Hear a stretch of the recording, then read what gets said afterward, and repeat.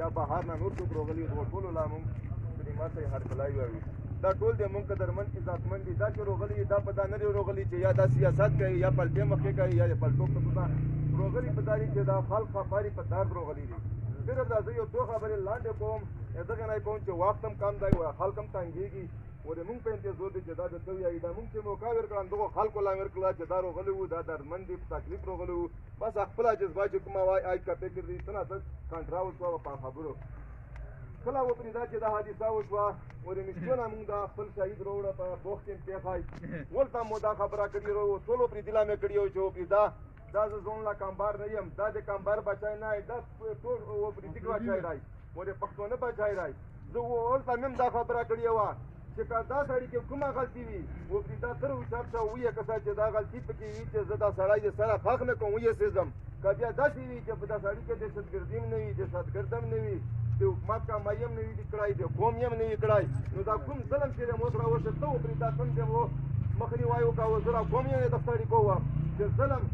تر دغه پېرې چې دغه ظلم انصاف نه وي شوی نو تر هغه پېرې زه نه قوم ته کښېنم نه وپرې دای ته کښېنم بیا چې کله دلته جنازه شوه د جنازې چې بیا مخه مونږ دا اطلبونه وشي چې یاره مونږ جنازې لا څوک مو خپله ورته ویلي مو چې جنازې لا مات شه خو بیا چې مشوره وشوه په مشوره وویل چې یاره مړی کېږي اصول هم داري وپرېږدي چې پښتون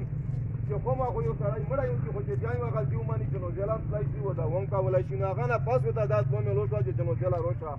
د هغې نه بعد دا دویم وپرېږده چې بیا راغی پرون یې ورته رابطې کولې چې یاره زه په ننوتې یم و چې کوم د تو وصول وي د کوم هغه وصول نه یې نوت یم مطالبه لا یې نوت یم وپرېږده تو هغو ته مې درته ویلي چې واک مې دی تو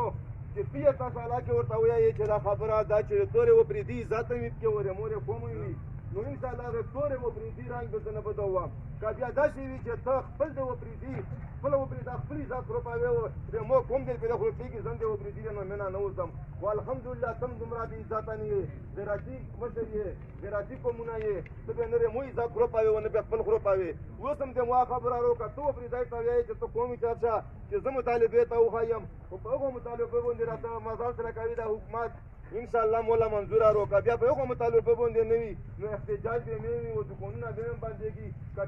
تجارتیان دی دام دی وپرېږدي رای و که دا قوم دی دام دی وپرېږدي رای دا ټول سره مونږ یو شی یو اوس خوښه یې تو که ته وایې چې دا قوم چا څه چې زه مطالبې ته وښیم که مولا جو ټوله یې صحیح پکې وکړه که بیا درته وایې چې مطالبې ته خو آینده دپاره که دا ظلمونه یې مونږ سره کېږي همده خبره وه چې بیا په دوو ګوډونو یا په دریو ګوډونو باندې مونږ ځان خلاصوو دندې مونږ دپاره ډېره کمزوري ورو هغه مطالبې چې آینده دپاره یې موږ کم کشرم په دغه طریقه باج وي چې څنګه دی و که دغسې لګېږم چې په کومه طریقه باندې یو په دوو په دریو ګوډونو یې بیا به کوم نو باندې دغسې طریقه ترتیب دی مو خروپېږي ورونېږي نور یې اوږدوم نه وپرېږده تر ته وایه که وایې چې قوم ته لا وچاځه کړه چې زه قوم یې ته وچاځه کړم که وایې چې ته یې ته مخ جوړوه خو داسې مخ یې دون ته جوړ کړه او زه به یم جوړوم چې مو توره مزدل پې صحیح وشي اوس که موږ سره په ځای کې شو چې یو د یو خبره باندې رد کوي بل یې د بل کوي دا د